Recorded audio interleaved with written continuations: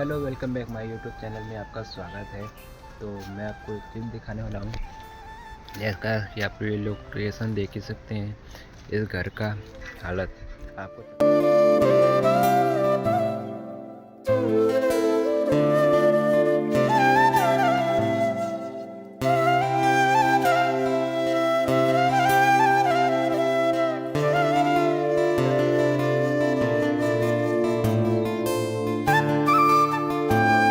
आप लोग देख ही सकते हैं। इस घर की हालत बहुत ही ख़राब हो चुकी है और कभी कभी ये दो सालों से भाई बंद पड़ा है।